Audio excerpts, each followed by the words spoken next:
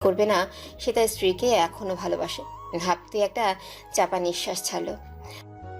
হঠাৎ তার হাতে ফোনটি কেঁপে উঠল। স্ক্রিনে নাম্বার দেখে রাবেয়া অবাক হয়ে গেল।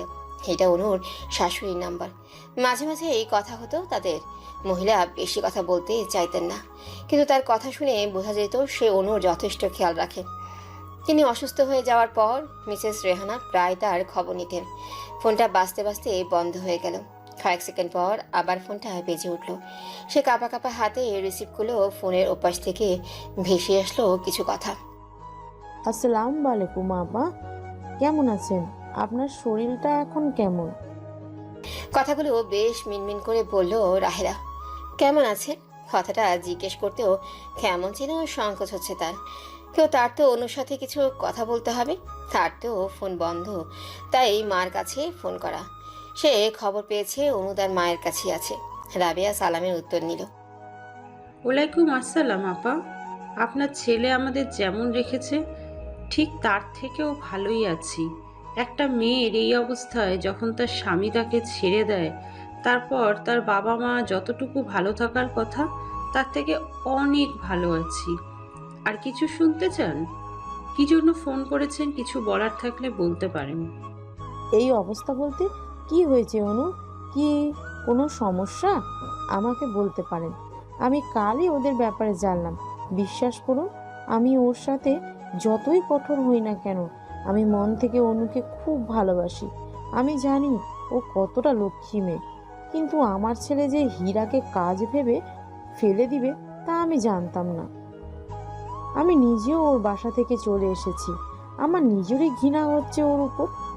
আমি আমার ছেলের সাফাই গাইতে ফোন দেইনি। আমি অনুর সাথে কথা বলতে চাই। অনুকে কি ফোনটা কিছুক্ষণের জন্য দেওয়া যাবে? আমি কিছু কথা বলেই রেখে দেব।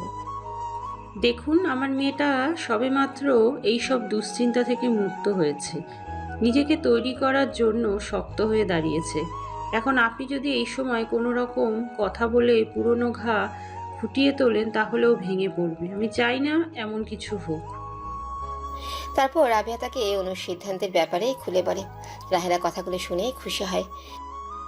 আপনি চিন্তা করবেন না আপা, আমি এমন কিছুই বলবো না যা ওর ভবিষ্যতে নষ্ট করবে।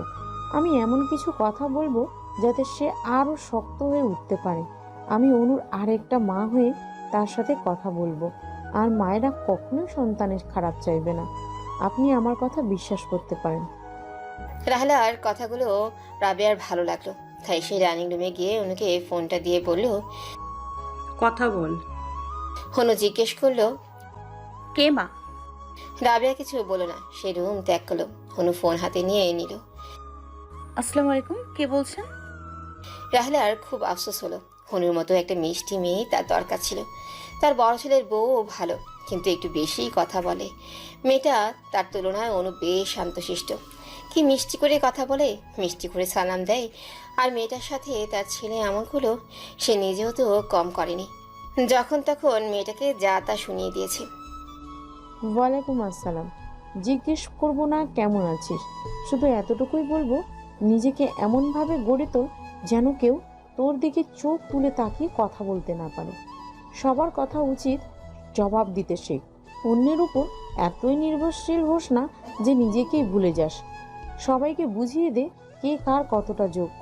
আর সব সময় মনে রাখবি, তোর এই মা সব সময় তোর পাশে আছে। কথাগুলো বলতে বলতে রাহেলার গলা ধরে এলো। অন্যদিকে অনু নিঃশব্দে চোখে জল বিসর্জন দিচ্ছে। যে মহিলা তার সাথে ভালোভাবে কথা বলতো না, উঠতে বসতে কথা শোনাতো, সে তাকে তার ছেলের বিরুদ্ধে সাপোর্ট করছে। অনু সবসময় জানতো তার শাশুড়ি মা সামনাসামনি যতই কঠোর হোক না কেন, হারালে ঠিকই অনুকে ভালোবাসতো। প্রতিবেলায় খাবার খেতে বসে খোঁজ নেওয়া, অনু খেয়েছে কিনা, বাইরে গেলে সাবধানে থেকেও বলে যাওয়া, অনু অসুস্থ হলে কারণে অকারণে রুমে যাওয়া, মাঝে মাঝে তাকে শাসন করা, সবকিছুর মধ্যেই অনু ভালোবাসা দেখতে পেত। তাই তো সে কখনো তার শাশুড়ির সাথে উচ্চ বাক্যে কথা বলেনি। শায়লা আবার বলতে শুরু করলো। অনুমা, আমি তোর সাথে অনেক খারাপ ব্যবহার করেছি, অনেক কথা শুনেছি, কিন্তু বিশ্বাস কর একটাও মন থেকে বলিনি। তুই আমার মেয়ের মতো, যে কোনো সিদ্ধান্ত আমাকে তুই পাশে পাবি। আজ থেকে তুই আমার মেয়ে, আর তোর দুটো মা। আর যার দুটো মা আছে তার আবার কিসের চিন্তা? অনু, আমি জানি তুই কান্না করছিস, চুপ কর। আর এক ফোঁটাও জল যেন তোর চোখ থেকে না পড়ে। যা যারা তোর এই কষ্টের জন্য দায়ী তাদের উচিত শিক্ষা দিতে হবে। তার জন্য তোকে শক্ত হয়ে দাঁড়াতে হবে। আর পারলে এইসব আচরণের জন্য তো এই মাকে ক্ষমা করে দিস। ছি ছি ছি, এসব কি বলছেন? আমি কখনোই এগুলো মনে নেই। আমি জানতাম আপনি আমাকে কতটুকু ভালোবাসেন। মেয়ে বলেছেন, তাহলে আবার মেয়ের কাছে বারবার মাফ চাইছেন কেন? মায়েরা কি মেয়েদের শাসন করে না? মাফ চেয়ে আমাকে ছোট করবেন না মা, দোয়া করবেন আমাদেরকে। আমি আর আমার সন্তান যেন সবকিছু উপেক্ষা করে এগিয়ে চলতে পারি। সন্তানের কথা শুনে রাহেলার মাথায় যেন বাজ পড়ল। সন্তান মানে কি অনু? অনু, তুই কি প্রেগনেন্ট? অনু প্রশ্নের উত্তর দেয় না। সাফিন কি জানে এই খবর? না জানানোর জন্যই তো গিয়েছিলাম, তার আগে এসব হয়ে গেল। তোমার জানানো উচিত ছিল, তাহলে হয়তো সাফিনের মনটা ঘুরে যেত, হয়তো ওই মেয়েকে ছেড়ে যেত তোমাদের ভবিষ্যতের সন্তানের কথা ভেবে। অনু সামান্য হাসলো। না মা, এমনটা হতো না। যেখানে আমার ভালোবাসার অস্বীকৃতি জানিয়েছে সেখানে বাচ্চাটাকে মানতো না। আর বাচ্চাটার কথা ভেবে সংসার করলেও সেখানে ভালোবাসা থাকতো না, সেটা হতো দয়ার সংসার। আর আমি এতই ফেলনা হয়ে যাইনি যে আমাকে ওর মতো দুশ্চরিত্রের সাথে সংসার করতে হবে। আর আমি আমার সন্তানের জন্য চরিত্রহীন বাবা চাই না। ঠিক বলেছ অনু, কিন্তু আমার মনে হয় সাফিনকে তার বাবা হওয়ার কথাটা বলা উচিত। তারও তো অধিকার আছে। বাকিটা তোমরা যা ভালো মনে হয়। আমি সব সময় তোমার সাথে আছি। আমার সাথে যোগাযোগ রেখো, মাঝে মাঝে এই মাটার খবর নিও। আর কোনো ধরনের সমস্যা হলে আমাকে জানিও। আজ তাহলে রাখি, মাঝে মাঝে ফোন দিব। শাশুড়ির সাথে কথা বলেই অনু বারান্দায় গেল। অনু জানতো তার শাশুড়ি তাকে ভালোবাসে। সে তার চোখে তার জন্য মায়া দেখেছে, ভালোবাসা দেখেছে। এই মায়া ভালোবাসা তো সে সাফিনের চোখেও দেখেছিল। তাহলে সে কেন বললেও তাকে ভালোবাসে না? তাহলে কি অনু মানুষের চোখ পড়তে জানে না? সাফিনকে পাওয়া গেলেও বার সাইডের একটা লোকের সাথে কথা বলছে বললে ভুল হবে। কোনো অনুরোধ করছে, এই লোকটা তার দিকে ফিরেও তাকাচ্ছে না। হীরা তাদের সামনে গেল। সে শুনতে পেল সাফিন বলছে, প্লিজ ভাইয়া, অন্তত তুই তো আমাকে বোঝো। প্লিজ ভাই, অন্তত সবাই আমার থেকে মুখ ফিরে নিলে আমি কিভাবে থাকবো? তোকে আমার নিজের ভাই বলতেও ঘৃণা হচ্ছে। তোকে আমি ভালো জানতাম, মনে মনে সব সময় তোকে নিয়ে আমি গর্ব করতাম। তুই এমন একটা কাজ করতে পারলি, আমি বিশ্বাসই করতে পারিনি। হেরির মধ্যে ইরা সেখানে উপস্থিত হলো। সাফিন, কে এই লোকটা যার সাথে তুমি এইভাবে কথা বলছো? আর উনি বা কেন তোমার সাথে এমন বিহেভ করছে? ইরা, ভালোভাবে কথা বলো। উনি আমার বড় ভাই শাওন। ইরাকে দেখে শাওনের মুখে তাচ্ছিলের হাসি ফুটে উঠল। তার সামনে একটি মেকআপের স্তূপ দাঁড়িয়ে আছে। এই মেয়েটির কারণে তার ভাই আজ বিপথে। এবার শাওন ইরাকে একবার উপর থেকে নিচ পর্যন্ত দেখে নিল। মেয়েটিকে দেখে একটা জঘন্য ফিলিংস আসে। শাওন সাফিনের উদ্দেশ্যে বলল, তোর ইরা, যার কথা তুই এতক্ষণ বলছিলি, তুই ওকে অনুর সাথে তুলনা করছিস? শোন ভাই, মানুষের চেহারা দেখলেই তার ক্যারেক্টার সম্পর্কে মোটামুটি ধারণা করা যায়। আমার কাছে ভালো চোখের ডাক্তারের নাম্বার আছে, একবার ওনার সাথে কথা বলে নিস। চোখটা ঠিকঠাক জায়গায় আছে কিনা তোর? পার্টিতে থাকার ইচ্ছাটাই মরে গেছে। বলি শাওন হলরুম ত্যাগ করলো। সে তার বন্ধুর ছোট ভাইয়ের বার্থডে ইনভিটেশনে এসেছিল। সেখানে তার শাহিনের সাথে দেখা। মা তাকে সাফিন আর অনুর ব্যাপারে সব বলেছেন। তিনি প্রচুর কান্নাকাটিও করেছেন। শাওনও অনুকে নিজের বোনের মতো ভাবত। খুব মিষ্টি ছিল মেয়েটা। কিন্তু তার ভাইয়ের যে কি হলো কে জানে। চকচক করলেই শোনা হয় না, তা তার অজানা নয়। আর এদিকে ইরা ফুসছে সাফিনের সামনে তার ভাই তাকে অপমান করে গেল। আর সে কিচ্ছু বলল না। তোমার সামনে দাঁড়িয়ে তোমার ভাই আমাকে এতগুলো কথা বলে গেল, যা তা কমেন্টস করে গেল, আর তুমি কিছু বললে না? প্লিজ ইরা, সে আমার বড় ভাই, তাকে আমি কি বলতে পারবো? আর তাছাড়া ওরা ওনাকে খুব ভালোবাসতো, তাই ওর সাপোর্ট করছে। তুই চিন্তা করো না, একবার আমাদের বিয়েটা হতে দাও, তারপর দেখবে তোমাকে আপন করে নেবে। ভাইয়ার মন অনেক ভালো। আর মাও তোমাকে মেনে নিবে। মা এমনিতেও অনুকে বেশি পছন্দ করতেন না। আর অপমানের কথা বলছো তো, তোমার ফ্রেন্ড ও তো তোমার সামনে আমাকে অপমান করলো, তুমিও তো একটা কিছু বললে না। হীরাকে এক হাত দিয়ে জড়িয়ে এসব কথা বাদ দাও প্লিজ, রাগ করে থেকো না। নিজেদের মধ্যে রাগ করলে বিষয়টা আরও জটিল হয়ে যাবে। তার থেকে ভালো সবার সাথে পরিচিত হওয়া যাক। হীরাও সাফিনের কথায় সায় দিল। রাগ করে সে এই সুন্দর মুহূর্তটাকে নষ্ট করতে চায় না, তাই সাফিনকে তার বাবা মায়ের কাছে পরিচয় করাতে নিয়ে গেল। সাফিন সবার সাথে হাসি খুশিভাবে কথা বলল। হীরার মা বাবাও খুশি। হীরা তাদের একমাত্র মেয়ে, সে যদি সাফিনের সাথে ভালো থাকে তাহলে তাদের কোনো আপত্তি নেই। আর সাফিন ছেলেটাও তাদের কাছে ভালো মনে হচ্ছে। তারা 2 সপ্তাহ পর ইরা আর সাফিনের এঙ্গেজমেন্ট ঠিক করলো। আর কয়েক মাস পর বিয়ে। ইরা তার বাবা মাকে সাফিনের প্রথম বিয়ের কথা বলল না, এড়িয়ে গেল। তারপর কিছু ফ্রেন্ডের সাথে পরিচয় করিয়ে দিল। বেশ হাসি আনন্দের মধ্যেই তাদের রাতটা কেটে গেল। ইরা তার বাবা মার সাথে চলে গেছে। সে আজকে রাতটা সাফিনের সাথে কাটাতে চাইছিল, কিন্তু সাফিন কৌশলে মানা করে দিয়েছে। সাফিন রাত 2:30টায় এসে বাসায় ঢুকলো। কোনো রকম কাপড় চেঞ্জ করে শুয়ে পড়লো। শরীর ক্লান্ত থাকায় সাথে সাথেই ঘুমিয়ে পড়লো। হনু লাল পেরে সাদা শাড়ি পরে হাঁটছে, সাথে হাতে হাত রেখে হাঁটছে সাফিন। পরনে তার সাদা পাঞ্জাবি। দুজনের মুখেই হাসি, চারপাশে জবা ফুলের পাহাড়। হঠাৎই কোত্থেকে যেন এক ঝাঁক প্রজাপতি সাথে কারো ডাক ভেসে উঠল। কেউ তাকে ডাকছে বাবা বাবা করে। পেছনে তাকিয়ে দেখে একটা মেয়ে দৌড়ে তার কাছে আসছে। সেই হাত বাড়ানোর আগেই হনু তাকে কোলে নিয়ে পেছনে যেতে লাগলো। সাফিন ধরার জন্য হাত বাড়ালো, তার পা নড়ছে না, এক জায়গায় থেমে আছে। অনু পিছিয়ে যাচ্ছে একটা অন্ধকারের দিকে, বহু দূর। সে অনুকে চিৎকার করে ডাকছে, কিন্তু অনু শুনছেই না। আস্তে আস্তে অনু বাচ্চাটাকে নিয়ে অন্ধকারে মিলিয়ে গেল। সাফিন অনু বলেই চিৎকার দিয়ে ঘুম থেকে উঠল। সারা গায়ে ঘামে জর্জরিত। ঘড়িতে তাকিয়ে দেখে 4:30 আজান দিচ্ছে। সে শুনেছে ভোরের স্বপ্ন সব সময় সত্যি হয়। তাহলে এই স্বপ্নের মানে কি? আর বাচ্চা মেয়েটা কে? আর অনু তাকে কেন নিয়ে যাচ্ছে? এই স্বপ্নের মানে কি? সে খুব অস্থির হয়ে উঠল। কিছুই ভালো লাগছে না তার ভীষণ কষ্ট হচ্ছে। তারপর সে শাওয়ার নিয়ে মসজিদে গেল নামাজ পড়তে। হেঁটে যদি তার কষ্ট কিছু লাঘব হয়। বান্দার কষ্ট নাকি আল্লাহই ভালো বোঝেন। অনু আনমনে বারান্দায় দাঁড়িয়ে আছে। সাফিনের সাথে কাটানোর প্রত্যেকটা মুহূর্তে কথা চিন্তা করছে। কত ভালোবাসতো সে অনুকে। সব সময় বলতো অনুকে ছাড়া সাফিন অসম্পূর্ণ।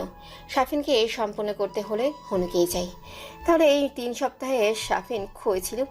একবার একটি ফোন দিয়ে জিজ্ঞাসা করেনি সে কোথায় আছে। খবর পর্যন্ত নেয়নি।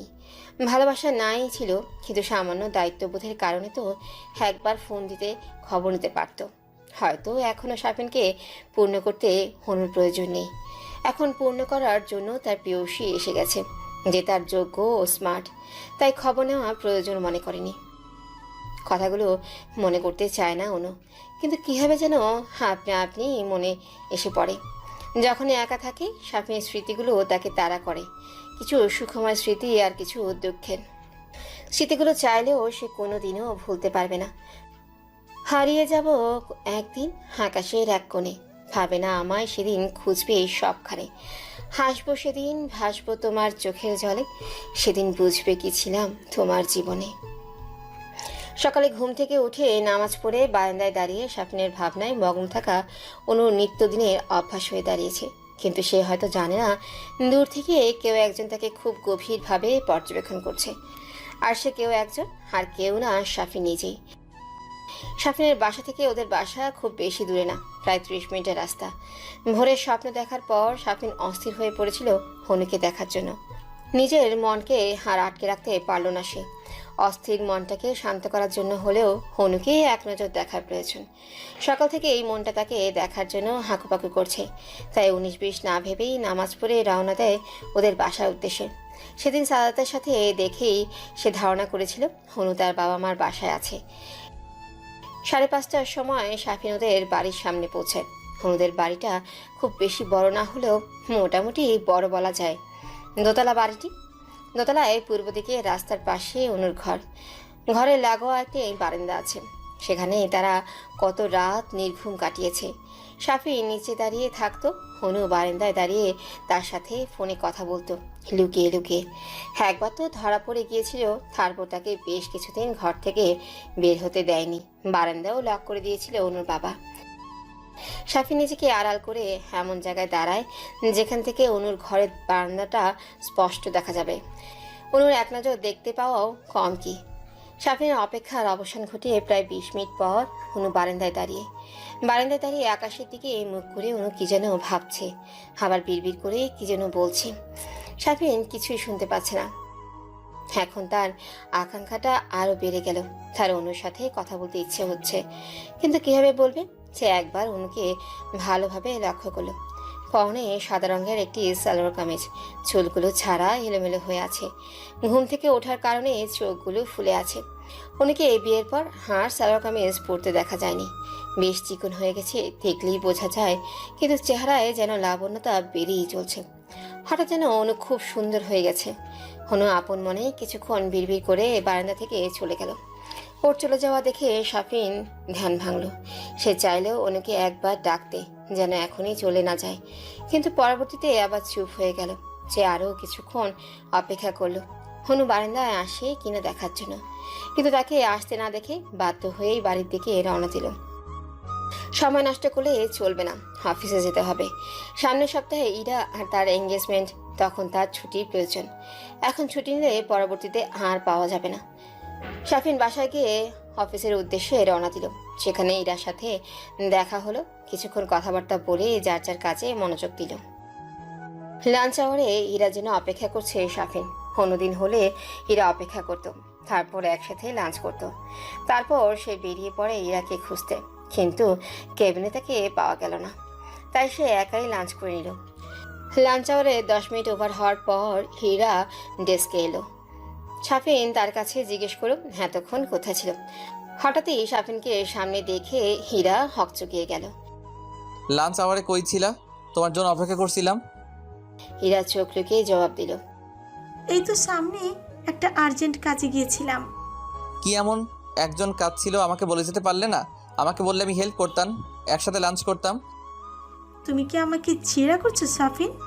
এখন আমি কোথায় যাব না যাব সেটা তোমার কাছ থেকে পারমিশন নিয়ে যেতে হবে? আমি সে কথা বলিনি ইরা, আমি এমনি জিজ্ঞেস করছিলাম। আচ্ছা বাদ দাও, লাঞ্চ করেছো? হ্যাঁ, এখন যাও, নিজের ডেস্কে যাও, এভাবে বেশিক্ষণ থাকলে সমস্যা হবে। সাফিন নিজের ডেস্কে ফিরে এলো। হ্যাঁ, ইরা যেন হাসছিলে বাঁচল। ছুটির সময় ইরা ওভারটাইম করবে বলে থেকে গেল, তাই সাফিন আর কথা বাড়ায়নি, একাই বেরিয়ে গেল। বেশ কিছুদিন ধরেই হীরার পরিবর্তন লক্ষ্য করছে সাফিন। আগে ফোন দিলে ঘন্টার পর ঘন্টা কথা বলতে চাইতো। সাফিনের সাথে এখানে সেখানে ঘুরতে যাওয়া, রেস্টুরেন্টে খাওয়া, শপিংয়ে যাওয়া কখনোই মিস করে না সে। আর এখন সাফিন আগ বাড়িয়ে বললেও সে ভালো লাগছে না বলেই হেরিয়ে যায়। প্রায় সময় ফোন এঙ্গেজ থাকে, জিজ্ঞেস করলে চিল্লাপাল্লা করে, নানান বাহানা দেয়। এসব বিষয়ে সাফিন কোনো আগ্রহ নেই, কিন্তু কোথায় যেন একটা খটকা লাগে। ইদানিং ইরা ওভারটাইম বেশি করে। অফিস ছুটির পর সাফিন একাই বের হয়, কিন্তু হঠাৎ একদিন কিছু কাজ থাকায় সে আশেপাশে থাকে। হঠাৎই তার চোখ যায় একটা বাইকে করে হায়াজ আর ইরা যাচ্ছে। সে প্রায় সাথে সাথে ইরাকে ফোন দেয়। হ্যালো, এটা কই তুমি? কই তুমি মানে আজব প্রশ্ন। 8 ঘন্টা আগেই তো বললাম তোমাকে আজকে ওভারটাইম করব, তাই অফিসে আছি। ও সরি, ভুলে গিয়েছিলাম। আচ্ছা রাখি, পরে কথা বলবো। সাফিন স্পষ্ট দেখেছে হায়াজের সাথে এটা ইরাই ছিল, তাহলে সে কেন মিথ্যে বলছে? একবার কি অফিসে গিয়ে খোঁজ নেবে? তারপর সে আবার অফিসের দিকে রওনা দেয়। ভেতরে যেতে চাইলেই দারোয়ান তাকে বাধা দেয়। জি, কাকে চাই? অফিসে ঢুকতে পারবেন না, অফিস টাইম শেষ। আমি এখানে কাজ করি। এই যে তোমার আইডিয়া আসলে আমার এক ফ্রেন্ড ভিতরে আছে, ওভারটাইম করছে, জরুরি কিছু প্রয়োজনে তার সাথে দেখা করতে এসেছি। হাইডি থেকে দারোয়ান আর তাকে আটকায় না। সে ভেতরে গিয়ে দেখে অনেকেই রয়েছে, কিন্তু সেখানে ইরাকে দেখতে পেল না। তাই সে অন্য এক কলিগ জিজ্ঞেস করলো, আসিফ ইরা কই? ওর তো ওভারটাইম করার কথা ছিল, কিন্তু ওকে তো কোথাও দেখতে পাচ্ছি না। আসিফ কিছুক্ষণ ভেবে বলল, ইরা না, ইরাকে তো বস ওভারটাইম দেয়নি, তো সে এখানে কেন থাকবে? কি বলিস? আজ 5 দিন যাবত ইরা ওভারটাইম করছে আর তুই বলছিস ইরাকে ওভারটাইম দেয়নি? তুই বোধহয় খেয়াল করিসনি।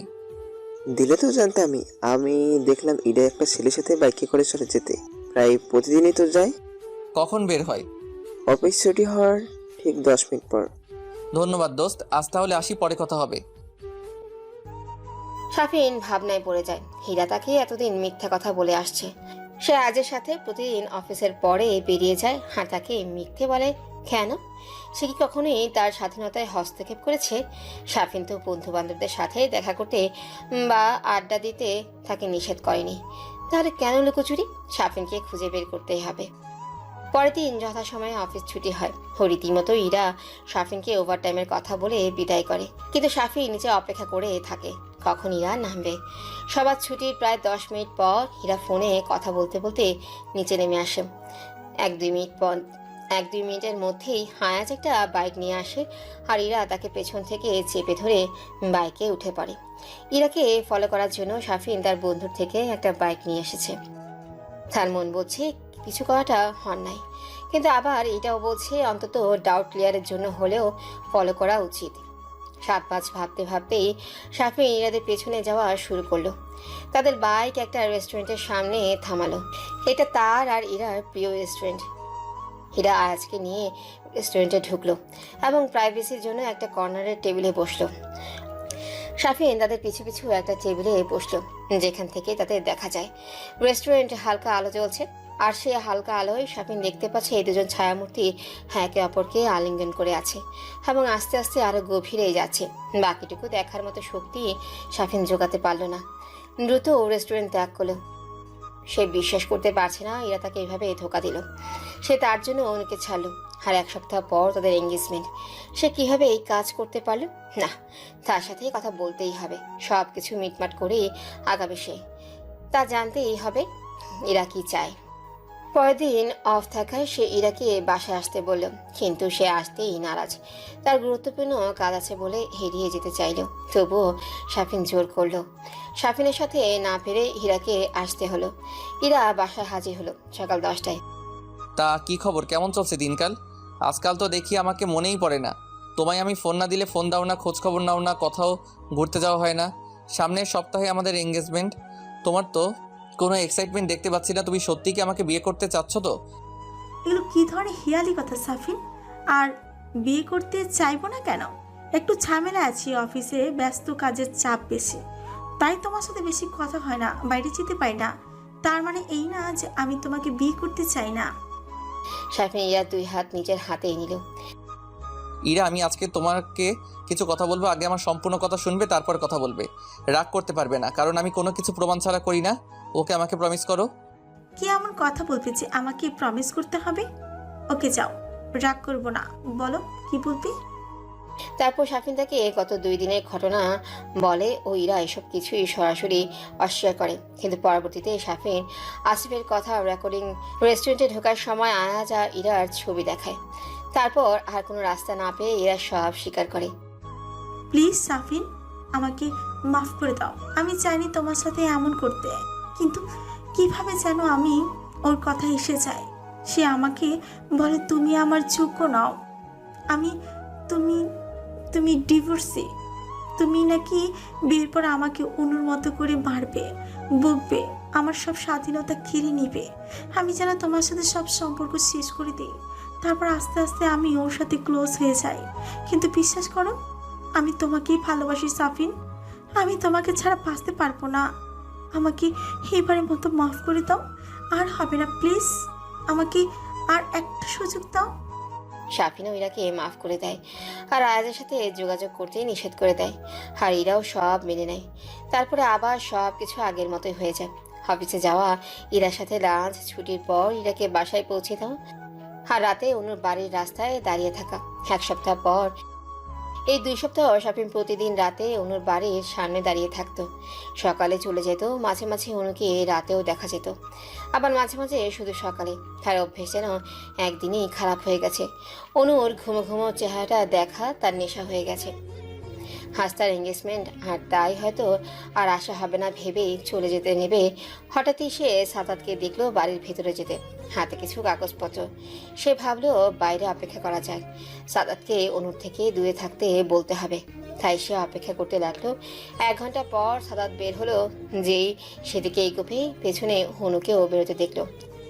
তারা কোনো বিষয়ে জানি কথা বলছে বললে ভুল হবে। সাদাত বলছে আর অনু মনোযোগ সহকারে শুনছে। তারপর সাদাত একটা রিক্সা নিল। শাফিনও তাদের ফলো করতে শুরু করলো। সাদাতের রিক্সা গিয়ে থামলো সিটি হসপিটালের সামনে। সাদাত নেমে পড়লো। তারপর অনু গাইনি বিভাগে ডাক্তারের কেবিনে সামনে বসে পড়লো। শাফিন চুপি চুপি কিছুটা দূরত্ব বজায় রেখে সেখানে দাঁড়ালো, দেখার জন্য অনু হসপিটালে কেন এসেছে। কিছুক্ষণ পর অনুর ডাক পড়লো। সে সাদাতকে নিয়ে ভেতরে গেল এবং 10 মিনিট পর বেরিয়ে পড়লো। আর ফার্মেসি থেকে কিছু ওষুধপত্র কিনে আবার বাড়ির দিকে রওনা দিল।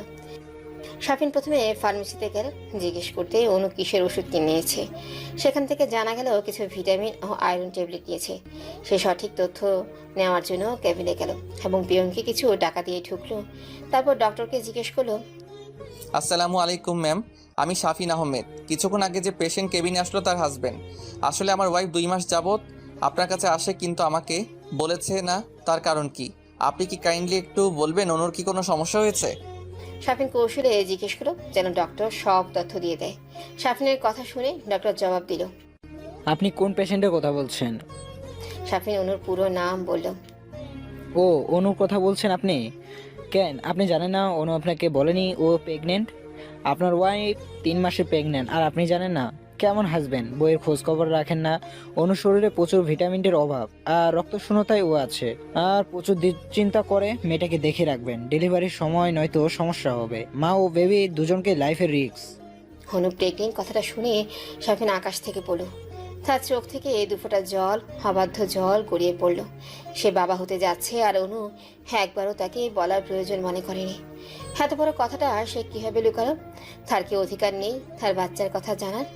এতদিনে সে তার স্বপ্নের ব্যাখ্যা বুঝতে পেরেছে। তাহলে কি এই স্বপ্নের মতো সত্যি সত্যি অনু তার সন্তানকে নিয়ে অনেক দূরে চলে যাবে? শাফিন চাইলেও তাকে ধরে রাখতে পারবে না। ডাক্তারের কেবিন থেকে বের হয়ে কোনো রকমে একটা সিএনজি নিয়ে বাসায় যায় শাফিন। তারপর খুশিতে চিৎকার করে কতক্ষণ। শাফিন বাবা হতে যাচ্ছে। আচ্ছা, বাবা হওয়ার অনুভূতিগুলো কি সত্যি এমন অসাধারণ হয় যেন পৃথিবীটাই হাতের মুঠোয় পেয়ে গেছি? বেঁচে থাকার জন্য এর থেকে বড় সুখ আর কিছুই চাই না। কিন্তু কিছু একটা ভেবে মুখের হাসি নিমিষেই শেষ হয়ে যায় তার। অনু কি ফিরবে তার কাছে, নাকি তার বাচ্চাকে তার কাছ থেকে ছিনিয়ে নেবে? তার প্রথম সন্তান, প্রথম বাবা হওয়ার অনুভূতি সব কি কেড়ে নেবে অনু? পরক্ষণেই ভাবলো, না, কিভাবে কেড়ে নেবে? বাচ্চাটা কি তার একার নাকি? তারও তো অধিকার আছে বাচ্চার উপর। আপনার জন্য না হলেও বাচ্চাটার জন্য হলেও অনু তার কাছে থাকতে বাধ্য। সে বাধ্য করবে অনুকে তার সাথে থাকতে। সে এই অনুভূতিটাকে হাতছাড়া করতে চায় না। আর অনু যদি থাকতে না চায় তাহলে বাচ্চাটা শাফিনকে দিয়ে দিতে হবে। এরপর শাফিন সিদ্ধান্ত নেয় সে অনুকে ডিভোর্স দিবে না। আর ইরাকেও বোঝাবে যে বাচ্চাটা শাফিনের জন্য কতটা গুরুত্বপূর্ণ। আর বাচ্চার জন্য হলেও অনুকে প্রয়োজন। আর এরা যদি না অনুকে রাখতে চায় তবে অন্য ব্যবস্থা আছে। সে কোর্টে বাচ্চার কাস্টাডির জন্য আবেদন করবে। তারপর সে আর ইরা মিলে বাচ্চাটাকে বড় করবে। আগে ভালো ভালো আজকের এঙ্গেজমেন্টটা হয়ে যাক, তারপর সব দেখা যাবে ভেবে একটা স্বস্তির নিঃশ্বাস ছাড়লো শাফিন। তার অনেক কাজ করতে হবে। এঙ্গেজমেন্ট সকল দায়িত্ব শাফিনের একার। কোনো আত্মীয় স্বজন বা বন্ধু বান্ধব শাফিনকে সাপোর্ট করেনি। তারা আসতেই নারাজ। কিছু কলিগ ও কয়েকটা বন্ধু বান্ধব নিয়ে এসে অনুষ্ঠানটা করছে, তাই সব দায়িত্ব শাফিনের একা। সে বেরিয়ে পড়লো হলরুমের উদ্দেশ্যে। সবকিছু ঠিকঠাক আছে কিনা দেখে তারপর সে রেডি হয়ে আবার আসবে। আর এঙ্গেজমেন্টের পরপরই ইরার সাথে কথা বলবে। সন্ধ্যা 7টা, সকল গেস্টরা এসে পড়েছে। হীরার বাবা মাও এসেছে। তারা শাফিনের সাথে কথা বলছে। সকল আত্মীয় স্বজনের সাথে পরিচয় করিয়ে দিচ্ছে। সবাই যার যার মতো করে পার্টি এনজয় করছে। কিন্তু এরই মধ্যে একবারও ইরার দেখা মিলল না। বেশ কয়েকবার শাফিন ফোন দিয়েছে কিন্তু ফোন রিসিভ করছে না। সে ভাবছে হয়তো ব্যস্ত, তাই ফোন ধরছে না। রাত 9টার দিকে সবাই এঙ্গেজমেন্টের জন্য তাড়া দিতে থাকলো, কিন্তু ইরার কোনো খোঁজ খবর নেই। তার বাবা মাও তাকে ফোন দিচ্ছে কিন্তু ফোন বন্ধ। তারপর হঠাৎ একটা মেয়ে এসে শাফিনের হাতে একটা কাগজ দিল। সে আস্তে আস্তে কাগজটি খুলল। এটা একটা চিঠি যা ইরা লিখেছে। চিঠিটা সম্পূর্ণ পড়ে শাফিনের চেহারার রং বদলে গেল। চিঠিটা ইরার মায়ের হাতে দিয়ে তারপর সে কাউকে কিছু না বলে হলরুম থেকে বেরিয়ে গেল। তারপর তার মা চিঠিটা খুলল। চিঠিতে লেখা ছিল, প্রিয় সাফিন, শুরুতেই প্রিয় লিখলাম, কিন্তু তুমি আমার প্রিয় কিনা জানি না, কিন্তু আজকাল তোমাকে আমার বিরক্ত লাগে। কথায় কথায় আবেগী হয়ে পড়া, শাসন করা, এখানে যেও না, তার সাথে কথা বলো না, এসব শুনতে শুনতে আমি পাগল হয়ে যাচ্ছিলাম। আমি তোমাকে খুব স্মার্ট একজন ছেলে ভাবতাম, কিন্তু তোমার জন্য ওই অনুই ঠিক আছে, আমি নই। আমি কার সাথে চ্যাটিং করি, চলাফেরা করি, কথা বললি, সব কিছুতেই তোমার হস্তক্ষেপ। ভাগ্য ভালো, সময় মতো আয়াজ আমাকে সব বুঝিয়ে দিয়েছে। যে ছেলে বউ রেখে অন্য মেয়ের সাথে সম্পর্ক করে, এমনকি বিশ্বাস আছে যে তুমি আমাকে ছেড়ে আরও সুন্দর কাউকে দেখলে তার কাছে চলে যাবে না। তোমাকে আমি বিশ্বাস করি না আর ভালোবাসি না, তাই এঙ্গেজমেন্ট আর বিয়েটা করা আমার পক্ষে সম্ভব না। যেখানে বিশ্বাস নেই সেখানে বিয়ে তো অসম্ভব। আমি আয়াজকে ভালোবাসি আর আমি ওকে বিয়ে করব। ও তোমার মতো অত মেন্টালি সিক না, আমাকে বোঝে। তোমাকে আজকের এই দিনে এতগুলো মানুষের সামনে অপমান করতে চাইনি, কিন্তু আমার কোনো উপায় ছিল না। শেষ মুহূর্তে আর পারলাম না নিজের সাথে যুদ্ধ করতে, তাই ভালোবাসার মানুষটির হাত ধরে চলে যাচ্ছি। আমি আজকে বুঝতে পারছি আমি তোমার পার্সোনালিটিকে ভালোবেসেছিলাম, তোমাকে না। পারলে মাফ করে দিও আর অনুকে নিয়ে সুখে থাকো। আমি জানি তুমি এখনো অনুকে ভালোবাসো আর সেও তোমাকে ভালোবাসে, তাই তার কাছে মাফ চেয়ে আবার সবকিছু ঠিকঠাক করে নিও। ভালো থেকো। ইতি, ইরা।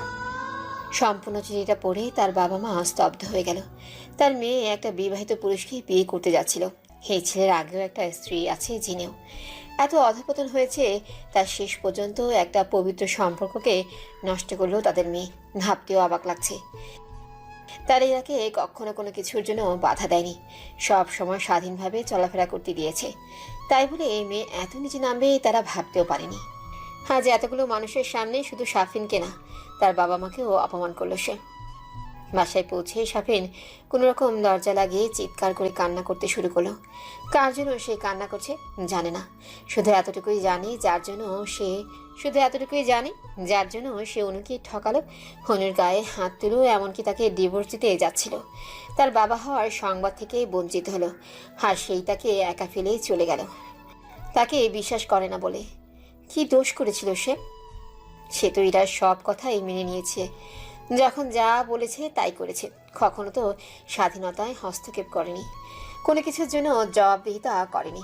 এমনকি এত বড় একটা ঘটনার পরেও ইরাকে মাফ করে দিয়েছিল। তাহলে কেন এমন করলো? কি সুন্দর করে বলে দিল সাফিনকে ভালোবাসে না, বিশ্বাস করে না, অন্য কাউকে ভালোবাসি। তাহলে কি তার অনুকে দেওয়া আঘাত প্রকৃতি তাকে ফিরিয়ে দিল? সেও তো অনুকে একই কথা বলেছিল, আরও জঘন্যভাবে। অনু কি এমন কষ্ট পেয়েছিল নাকি আরো বেশি? তার ইরার জন্য কষ্ট লাগছে না, কষ্ট লাগছে নিজের জন্য, অনুর জন্য। সে অনুর কাছে কোন মুখে যাবে তাকে ফিরিয়ে আনতে? কিভাবে ক্ষমা চাইবে? আদৌ কি অনু ফিরবেই তার কাছে? সাফিনের নিজেকে অসহায় লাগছে, খুব একা একা মনে হচ্ছে। ঘরে থাকলে যেন তার দম বন্ধ হয়ে যাবে। এই ঘরে অনুর সাথে তার কত স্মৃতি রয়েছে, ভাবতেই দম বন্ধ হয়ে যাচ্ছে তার এখন অনুকে প্রয়োজন, খুব প্রয়োজন। সে বুঝতে পারছে অনুকে ছাড়া তার চলবে না, কিন্তু অনু তো নেই, দূরেই চলে গেছে। সাফিন নিজে থেকেই তাকে দূর করে দিয়েছে, কিন্তু এখন তার কাউকেই প্রয়োজন যে তার কষ্ট বুঝবে। তারপরই হঠাৎ তার মায়ের কথা মনে পড়ল। সে উঠে দাঁড়ালো তার মায়ের কাছে যাওয়ার উদ্দেশ্যে। এখন তার কাউকে প্রয়োজন, খুব করে প্রয়োজন। কাউকে জড়িয়ে ধরে অশান্ত মনকে শান্ত করতে হবে। অনু থাকলে কাজটা বেশি ভালো হতো, কিন্তু আপাতত তার মাকে চাই। একমাত্র মাই পারবে সব কিছু ঠিক করতে। রাত 1:45 দরজার বারবার কে যেন কলিং বেল বাজাচ্ছে, আর সমানে দরজা ধাকাচ্ছে। কিছুক্ষণ আগেই ঘুমিয়েছিল শাওন আর রিদি, তারা দুজনেই হুড়মুড় করে উঠে পড়ল। আর কলিং বেলের বাজে আওয়াজে মিসেস রাহেলা ঘুম থেকে জেগে গেল। শাওন দরজা খুলে অবাক হয়ে গেল। তার সামনে দাঁড়িয়ে আছে তার ছোট ভাই, চুলগুলো এলোমেলো হয়ে আছে, চোখ মুখ ফুলে লাল হয়ে আছে, যেন এইমাত্র কান্না করে এসেছে। শার্টের অর্ধেক ইন করা, বাকি অর্ধেক ছাড়ানো। এত রাতে সেখানে কি করছে? আজ না তার এঙ্গেজমেন্ট ছিল ইরার সাথে? তাহলে সে এখানে কেন? আর চেহারার এই কি হাল? বেশ কয়েকটা প্রশ্ন ঘুরপাক খাচ্ছে শাওনের মাথায়। বড় ভাইকে দেখে নিজেকে ঠিক রাখতে পারল না শাফিন। ক্লান্ত পায়ে সামনে এগিয়ে তাকে জড়িয়ে ধরে চিৎকার করে কান্না করতে শুরু করলো। সে আর বলতে লাগলো, আমার পাপের ফল আমি পেয়েছি ভাই, তোদের কথা সত্যি হয়েছে। আল্লাহ আমাকে উচিত শিক্ষা দিয়েছে। আমি আর সহ্য করতে পারছি না ভাই, আমার অনুকে চাই। ও আমার সব কষ্ট দূর করে দেবে, ওর কাছে জাদু আছে ভাই, আমাকে আমার অনু এনে দে। ছেলের এমন অবস্থা দেখে রাহেলা কান্না করে দিল। তার ধারণা সঠিক হয়েছে, ছেলে তার ভুল বুঝতে পেরেছে। সে এগিয়ে যায় ছেলের দিকে। মাকে দেখে সে ভাইকে ছেড়ে মায়ের পায়ের কাছে বসে পড়ল। তারপর পা জড়িয়ে ধরে বলল, আমার অনুকে চাই মা, আমার অনুকে চাই। আমি আমার বাচ্চাকে চাই, আমি ওদের ছাড়া বাঁচবো না মা। আমি আমার অনুকে চাই। তোমার ছেলেকে অনু এনে দাও মা। আর কখনো সে অনুর অমর্যাদা করবে না, গায়ে হাত তুলবে না, বাজে কথা বলবে না। আমরা বাচ্চাকে নিয়ে খুব সুখে থাকবো। অনুর কথা মতো আমাদের একটা ছেলে বাবু হবে। আমার মেয়ে বাবু চাই না আর চাই না। অনু যা চাইবে তাই হবে। আমাদের মধ্যে আর কেউ কখনো আসবে না। খুব কষ্ট হচ্ছে মা, অনেক চেষ্টা করেছি অনুকে ভুলে যাবার, কিন্তু পারিনি মা। তুমি ঠিক বলেছিলে, আমি অনুকেই ভালোবাসি, ইরাকে না। দেখো ইরা চলে গেছে, কিন্তু আমার একটু আফসোস হচ্ছে না। আরও ভালো লাগছে যে আমার আর অনুর মধ্যে আর কেউই নেই। হ্যাঁ, আমি অনুকে ভালোবাসি, তাই তো একদিনের জন্য আমি তাকে মনের আড়াল করতে পারিনি। প্রতিদিন রাতে তার বাড়ির সামনে দাঁড়িয়ে থেকেছি তাকে এক নজর দেখার জন্য। প্রতিটা রাত নির্ঘুম কাটে অনুর স্মৃতিতে। আমি ওকে ভালোবাসি মা, আমার অনুকে এনে দাও। আমার কিছু চাই না মা, কিচ্ছু চাই না। মিসেস রাহেলা ঠায় দাঁড়িয়ে আছে। ছেলের কষ্টও তার সহ্য হচ্ছে না। সে জানে না আগে কি হতে চলেছে। তার ভুলের মাসুল তো তাকে দিতেই হবে। অনু যে তাকে মাফ করবে না সেটা শিওর। আর মাফ করলেও কখনোই শাফিনের কাছে ফিরবে না, সেটা তার কথা দ্বারাই বুঝতে পেরেছে। কিন্তু অনুকে না পেলে তো তার ছেলেটা পাগল হয়ে যাবে। কি করবে সে এখন? সে তো অনুকে কথা দিয়েছে, অনু যা সিদ্ধান্ত নেবে তিনি সব সময় তার পাশেই থাকবে। আর ভাবতে পারল না সে, আগে শাফিনকে শান্ত করতে হবে। অন্যদিকে রিধি শাফিনের আচরণে বিরক্ত হয়ে গেল। এত কিছু করার পর তার অনুকেই চাই। বাইরে হোস্টি নষ্টি করার সময় এসব কথা মনে ছিল না? সে অনুকে ছাড়া বাঁচবে না। এখন ইরা ডাইনিটা ছেড়ে গিয়েছে বলে তার অনু চাই? অনু তো মুড়ির মুয়া, চাইলেই পাওয়া যাবে। যেন তার কোনো আত্মসম্মান নেই। যত সব নাটক, সাইকো একটা। মনে মনে আরো অসংখ্য গালি দিয়ে রুমে চলে গেল সে। এতদিন কঠোর থাকলেও তার ভাইকে কান্না করতে দেখে কঠোর হতে পারল না শাওন। শাফিন কখনোই এমন ছিল না। কেন যে এসব হয়ে গেল বুঝতেই পারছে না সে। কিন্তু ভুল যেহেতু করেছে, মাসুল তো তাকে দিতেই হবে। আর শাওনের মনে হয় না অনু শাফিনের কাছে ফিরবে। একটা দীর্ঘ নিঃশ্বাস ছেড়ে শাফিনের কাছে যায় শাওন। ছোট ভাইয়ের কষ্ট দেখতে পারবে না সে। প্রথমে তাকে শান্ত করার প্রয়োজন। সকালে সাদাত ভাই এসেছিল। অনুর ভিসা কাগজ এসে পড়েছে জানাতে। প্রায় সপ্তাহখানেক পরে টিকিট কেটেছে। প্রয়োজনীয় জিনিসপত্র আর শপিং করতেই এক সপ্তাহ লেগে যাবে। তাই তাকে এই মাসে চেক আপ করতে নিয়ে যায় সাদাত। প্রায় ঘন্টাখানিক পর তারা বাসায় ফিরে আসে।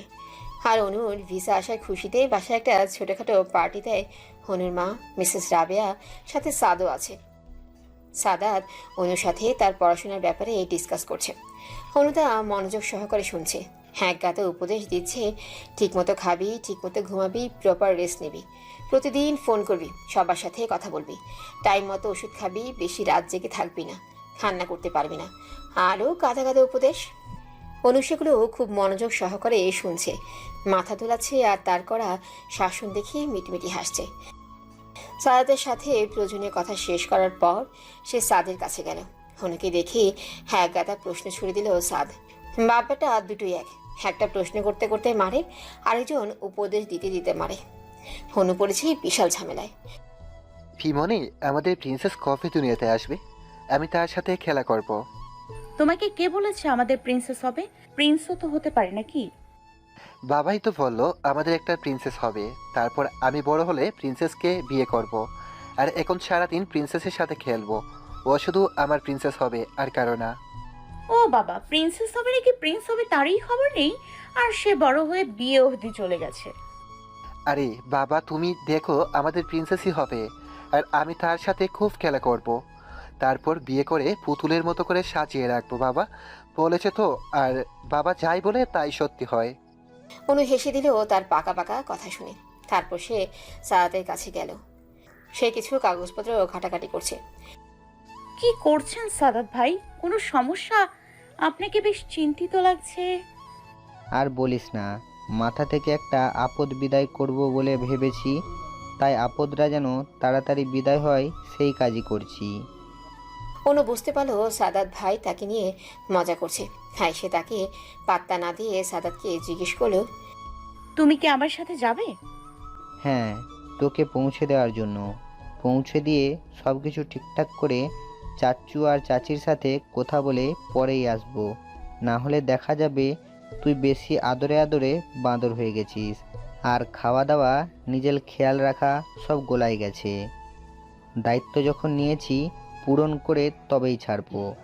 শুনছিস নি ডাক্তার কি বলল?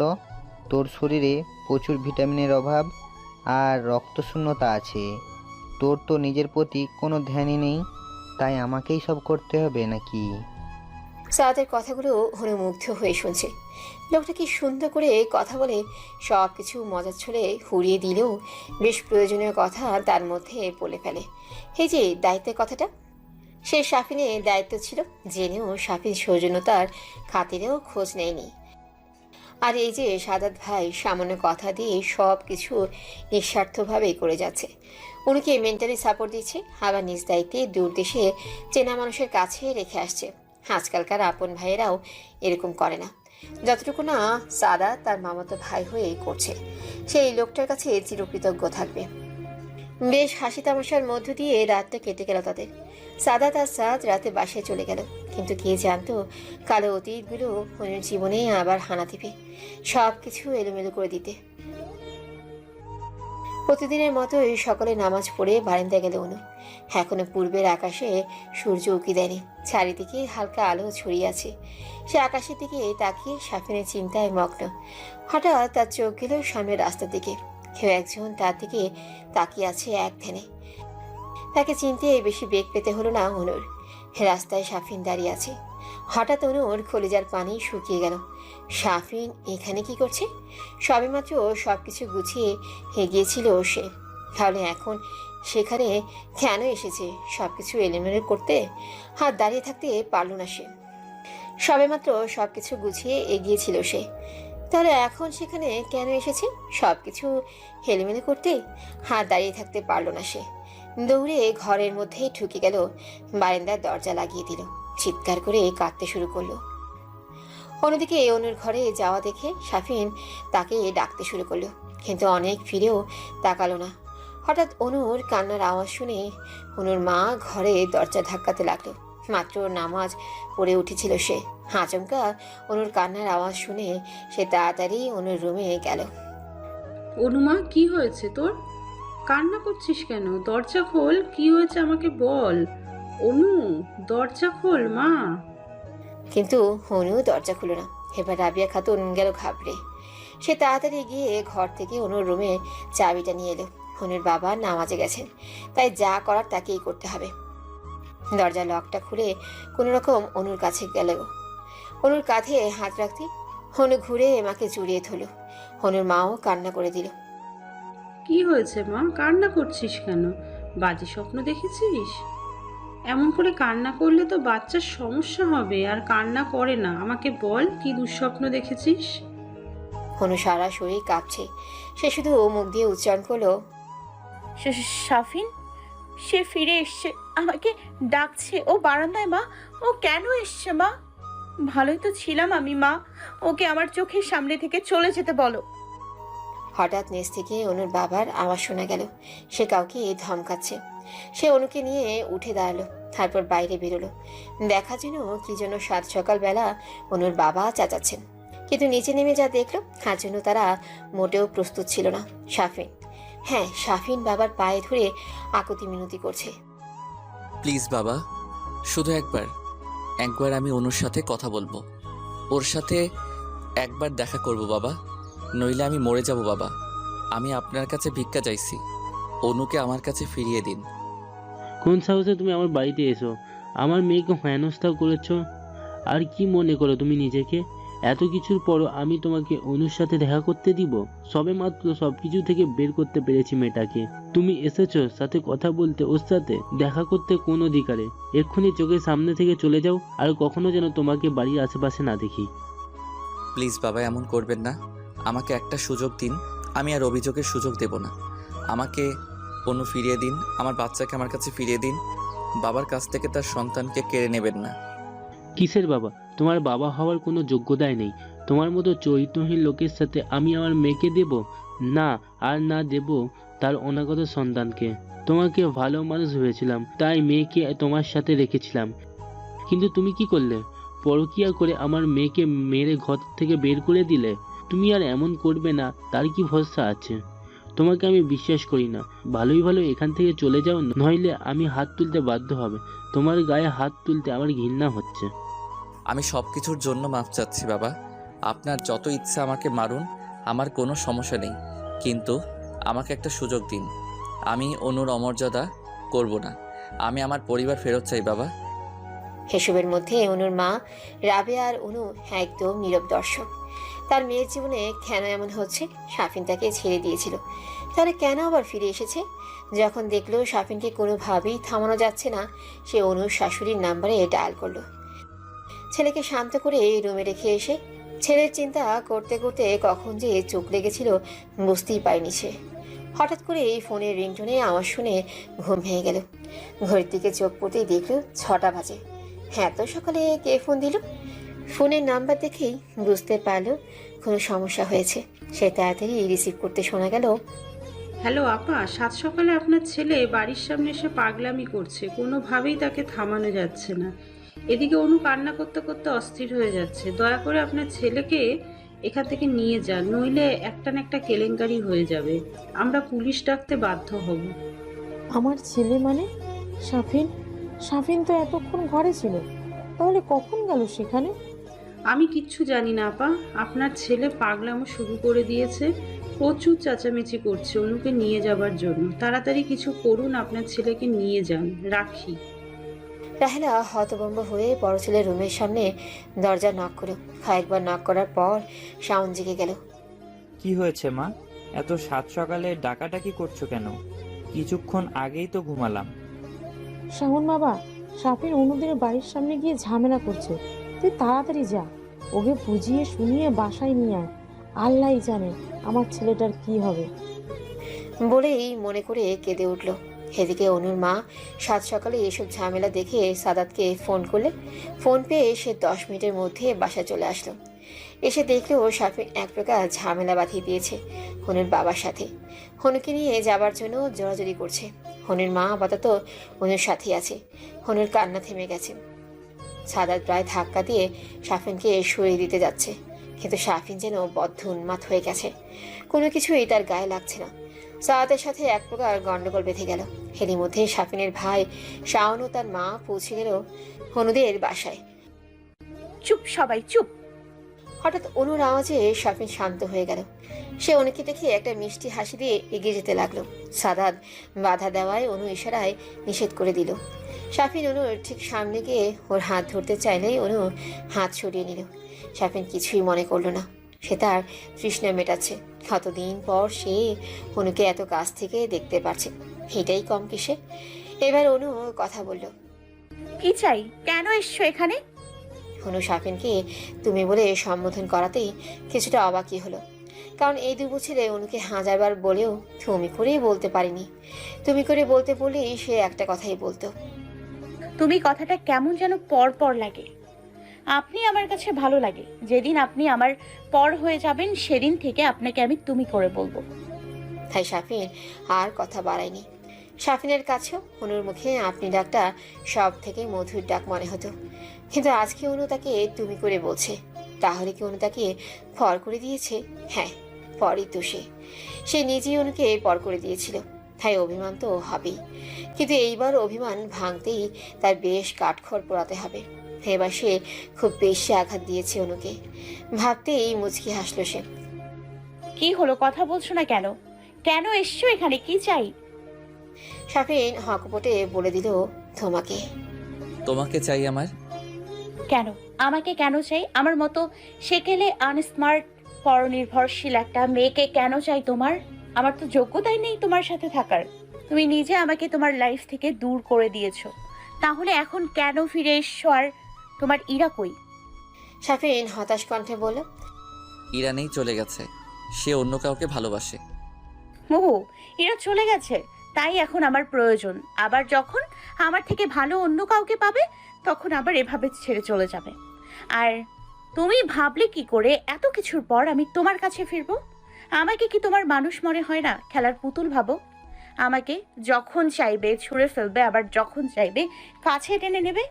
এতদিন অনুর ভালোবাসা দেখেছো, এবার ঘৃণা দেখবে। অনু শোনো, আমি ইরাকে কোনোদিন ভালোবাসিনি। আমি শুধু ওর মুহূর্তে আটকে ছিলাম। বিশ্বাস করো, আমি সবসময় তোমাকে ভালোবেসেছি। ব্যাস, অনেক হয়েছে, আর না। আপনার মুখ থেকে একটা কথাও শুনতে চাচ্ছি না। ভালোবাসা কথা বলছেন তো, ভালোবাসার কথা আপনার মুখে মানায় না। আপনি এক্ষুনি আমার বাড়ি থেকে বের হয়ে যাবেন। বলি আর এক মুহূর্ত দাঁড়ায় না সে। সে যে আরও কিছু ভয়ানক কথা বলতে চেয়েছিল, কিন্তু বড়রা সামনে আছে বলে কিছুই বলতে পারল না। অনুর যাওয়া দেখে শাফিন তাকে ধরতে গেল। তার আগেই সাদাত তাকে টেনে ধরলো আর মাথায় ইশারা করে না করলো, কিন্তু শাফিন থামলো না। সে চিৎকার করে বলতে লাগলো, অনু প্লিজ যেও না, আমাকে আরেকটা সুযোগ দাও। আমি সব আগের মতো ঠিক করে ফেলবো। অনু প্লিজ ফিরে চলো। তুমি যা চাইবে, যেভাবে চাইবে সব তেমনই হবে। আমার জন্য না হয় অন্তত আমাদের বাচ্চার জন্য হলেও ফিরে চলো। তাকে কেন বাবার ভালোবাসা থেকে বঞ্চিত করছো? ওর কি দোষ? প্লিজ অনু। শাফিনকে কোনোভাবে আটকানো যাচ্ছিল না, তাই সাগর সামনে এগিয়ে আসলো। আর মিসেস রাহেলা দূর থেকে ছেলের পাগলামিগুলো দেখেই যাচ্ছে। না, এর একটা আবিদ করতেই হবে। রাহেলা শাফিনকে শান্ত করার জন্য বলল, শাফিন, শান্ত হ বাবা, আমি কথা বলছি ওনার সাথে, আমরা বোঝাবো অনুকে। মায়ের কথা শুনে আশ্বস্ত হলো শাফিন। সে চুপ হয়ে গেল। এবার সে অনুর বাবা মায়ের দিকে ফিরল। আমার কিছু কথা আছে আপনাদের সাথে, দয়া করে আগে আমার সম্পূর্ণ কথাটা শুনবেন। আমার মনে হয় না এই ব্যাপার নিয়ে আমাদের কোনো কথা থাকতে পারে। দয়া করে আপনাদের রাস্তা দেখুন, আর খেয়াল রাখবেন আপনার ছেলেকে যেন আমাদের বাড়ির আশেপাশে না দেখি। তাহলে আমাদের পুলিশ ডাকা ছাড়া আর কোনো রাস্তা থাকবে না। আপনারা আসতে পারেন। বলে আলম সাহেব ওপরে চলে গেল তার মেয়ের কাছে। তার মেয়ে এখন তাকে প্রয়োজন, খুব বড় একটা আঘাত পেয়েছে সে, তাকে শান্ত করতে হবে। আপা, আপনি অন্তত আমার কথাটা তো শুনুন। আমাকে একবার অনুর সাথে কথা বলতে দিন, তারপর ও সিদ্ধান্ত নিবে, আমরা মেনে নিব। আমি নিজের চোখের সামনে আমার সন্তানের এই অবস্থা সহ্য করতে পারছি না। আর অনু শাফিনকে ছাড়া ভালো নেই, আমি জানি। তাছাড়া বাচ্চাটার কথা তো অন্তত ভাবুন, সে কেন কষ্ট পাবে। আর সমাজের সিঙ্গেল মাদারের অনেক সমস্যা ফেস করতে হয়। দোষ যতই ছেলেদের হোক না কেন, মেয়েদেরকেই দোষারোপ করে। আমি জানি, আমি চাই না অনুর উপরে কেউ আঙুল তুলুক। আপনি দয়া করে একবার আমাকে অনুর সাথে কথা বলার অনুমতি দিন। ওর সাথে কথা বলি, আমরা চলে যাব। অনুর মা ভাবলো, অনু যদি শাফিনের কাছে ফিরে যেতে চায় তাহলে তার সমস্যা কোথায়? তাছাড়া বাচ্চাটার কথা তো চিন্তা করতে হবে। বাবা ছাড়া বাচ্চা মানুষ করতেই তার মেয়ের কষ্ট হয়ে যাবে। সমাজের লোক নানান ধরনের কথা বলবে, অনুকেই সবাই দোষারোপ করবে। তাই অনুর কাছ থেকে জানা উচিত সে কি চায়। তাই সে রেহানাকে অনুর সাথে কথা বলার অনুমতি দিল। সে ঘরের সামনে গিয়ে দেখলো বাবা মেয়ে বসে আছে, তাই দরজা নক হলো। অনুর বাবা বলে উঠল, আপনি এখানে কেন? আপনাকে বলা হয়েছে যে আমরা কোনো কথা শুনতে চাই না। আমাদের মেয়ে এত ফেলনা হয়ে যায়নি যে আপনার চরিত্রহীন ছেলের কাছে তাকে ফেরত পাঠাবো। অনু বাবাকে থামিয়ে দিল। আসতে দাও ওনাকে। বাবা, তুমি চিন্তা করো না, উনি হয়তো আমার সাথে কথা বলতে চান। মেয়ের কথা শুনে আলম সাহেব আর কথা বাড়ালেন না। অনুর ঘর ত্যাগ করলেন। আর মিসেস রাহেলা গিয়ে অনুর পাশে বসে অনুর হাত নিজের মুঠোয় নিয়ে নিল। অনু মা আমার, আমি জানি আমি এখন যে কথাগুলো বলবো তুই আমাকে স্বার্থপর ভাববি। হ্যাঁ, আমি স্বার্থপর নিজের সন্তানের জন্য। হয়তো প্রত্যেক মাই তার সন্তানের জন্য স্বার্থপর হয়। দেখ অনু, জীবনে কেউই একা চলতে পারে না। সবারই একটা না একটা জীবন সঙ্গীর প্রয়োজন। তার সুখ দুঃখ, হাসি কান্না সব কিছু ভাগাভাগি করার জন্য।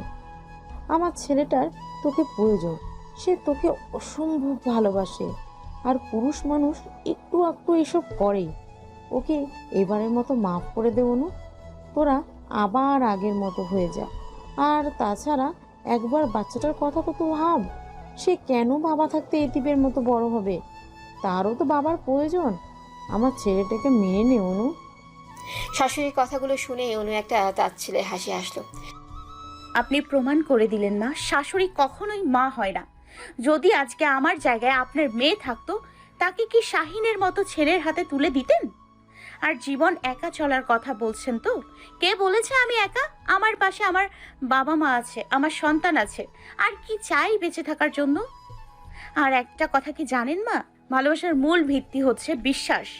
আর একবার বিশ্বাস ভেঙে গেলে সেখানে আর ভালোবাসা তৈরি হয় না। বিশ্বাস হচ্ছে কাচের মতো, ভেঙে গেলে খুব কষ্টে হয়তো জোড়া লাগানো যায়, কিন্তু দাগ সারা জীবন থেকে যায়। এই দাগ নিয়ে আর যাই হোক সংসার করা যায় না। আমাকে মাফ করবেন, আমি আপনার কথাটা রাখতে পারলাম না।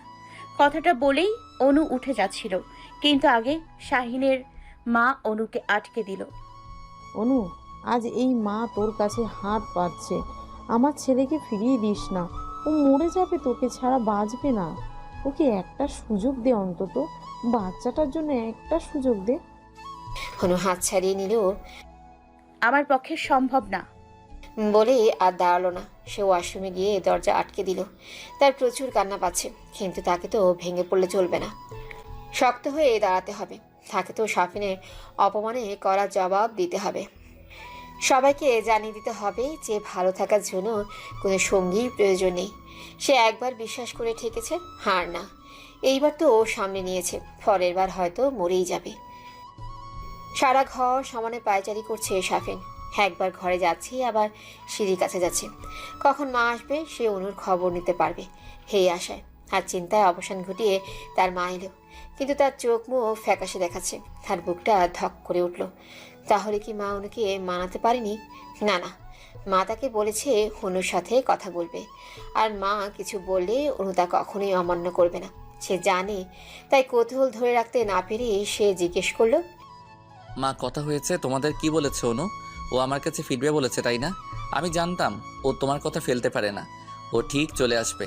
তোমার তো খুশি হওয়ার কথা, তোমার মুখটা এমন ফ্যাকাশে দেখাচ্ছে কেন? ও, তুমি তো আবার ওকে পছন্দ করো না। মা, একটু অ্যাডজাস্ট করে নাও প্লিজ। অনু অনেক ভালো মেয়ে, তোমাকে অভিযোগের কোনো সুযোগ দেবে না। একবার ওকে আসতে দাও, আমরা সবাই আবার একসাথে থাকবো। এই সময় তো সবার একসাথে থাকার প্রয়োজন। আমি তো সারাদিন অফিসে থাকবো, ওর দেখাশোনা করতে হবে। তাহলে আমরা এক কাজ করি, অনু কবে আসবে বলেছে? আমি কালই জিনিসপত্র সব শিফট করে ফেলি, নয়তো দেখবে অনু এই অবস্থায় কাজ করা শুরু করে দেবে। নিজের খেয়াল তো রাখেই না, কি জানি আবার বাবাটার কি খেয়াল রাখছে। আচ্ছা, তাহলে আমি উঠি, মালপত্রগুলো সেট করার ব্যবস্থা করি। অনু ফিরবে না। সাপিন উঠে যাচ্ছিল মায়ের কথা শুনে, আবার তার দিকে জিজ্ঞাসা দৃষ্টিতে তাকালো। অনু ফিরবে না মানে? ফিরবে না মানে? ফিরবে না। ও তোর সাথে সংসার করতে ইচ্ছুক না। সংসার করতে ইচ্ছুক না মানে কি? ওর ইচ্ছা অনিচ্ছা কি আসে যায়? আমি সংসার করতে ইচ্ছুক। সংসার তো আর ওর একার না, আমারও। তাহলে ও একা কেন সিদ্ধান্ত নেবে? আমি ওর সাথে কথা বলবো। আমি যাচ্ছি। সাফিনের কথা শুনে শাওন বলে উঠল, যাচ্ছি মানে? কই যাচ্ছিস? আগে মায়ের পুরো কথা শুনে যা। কি কথা হয়েছে তোদের মধ্যে? তারপর মিসেস রাহেলা তার আর অনুর কথাগুলো বিস্তারিত বলল। আর অনু যে সাফিনের কাছে ফিরবে না তা পরিষ্কার করে জানিয়ে দিল। ঠিকই তো করেছে। ওর জায়গায় আমাদের বোন থাকলে আমিও নিজেই সারা জীবন ওকে ঘরে বসিয়ে রাখতাম, তারপরেও চরিত্রহীন পুরুষের সংসার করতে দিতাম না। আমার মতে অনু ঠিক কাজটাই করেছে, আর আমি জানি ও ঠিক নিজেকে গুছিয়ে নিতে পারবে।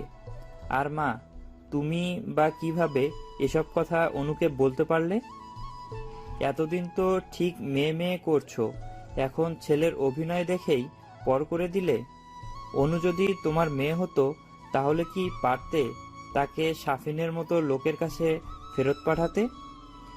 বা সাফিনের জায়গায় যদি অনু হতো তাহলে কি সাফিন তাকে মেনে নিত? কখনোই না। তাহলে অনু কেন মানবে মেয়ে বলে? মেয়েদের কি আত্মসম্মান নেই যে তারা এত অপমানের পরেও সাফিনের মতো মানুষের সাথে সংসার করবে? ওর বাবা মা ভালো মানুষ বলে এখন পর্যন্ত সাফিনকে কিছুই করিনি আমি, না হলে জ্যান্ত পুঁতে দিতাম। আর বারবার সে এত ভালোবাসা ভালোবাসা করছে, আজকে যদি ইরা তাকে মাঝ রাস্তায় ফেলে না যেত তাহলে সে এতক্ষণে ইরার পেছনে ঘুরতো, অনুর কথা মুখেও আনতো না। এখন ইরা নেই বলে অনুকে চাই। কি বিশ্বাস আছে ওর যে অন্য ইরাকে পেয়ে আবার অনুকে ছেড়ে যাবে না? শাফিন সম্পূর্ণ নীরব হয়ে গেছে, মাথা নিচু করে মার ভাইয়ের কথাগুলো শুনছে। ঠিকই তো বলেছে তারা, খুব তো অন্যায় করছে সে হনুর সাথে, তাই বলে কি ক্ষমা হয় না? একবার কি মাফ করা যায় না? সে তো তার ভুল বুঝতে পারছে, আর কষ্টও হচ্ছে। অনুকে যে করেই হোক ফিরিয়ে আনতেই হবে, দরকার হলে পায়ে ধরবে। যতক্ষণ না পর্যন্ত মাফ করবে ততক্ষণ পর্যন্ত হাল ছাড়ছে না সে তার অনাগত বাচ্চা অনুকে নিয়ে সুখেই থাকতে চায়। তারপর ভাবলো আজকে আর না, এমনিতেই অনেক ধকল গেছে অনুর উপর, তাই আর আজকে যাবে না সে অনুর কাছে, কাল যাবে। একদিনে বেশি উত্তেজিত হলে অনু অসুস্থ হয়ে যাবে। এমনিতেই ডক্টর নিষেধ করেছে বেশি মানসিক চাপ না দিতে। দুদিন পর সকাল 4টায় হযরত শাহজালাল আন্তর্জাতিক বিমানবন্দরে দাঁড়িয়ে আছে অনুর বাবা, মা, অনু ও সাদাত। তারা অনুকে সি অফ করতে এসেছে। অনুর মা প্রচণ্ড কান্না করছে। কান্না দেখে মনে হচ্ছে অনু সারা জীবনের জন্য চলে যাচ্ছে। হয়েছে মা, আর কত কাঁদবে? আমি তো আর সারা জীবনের জন্য যাচ্ছি না।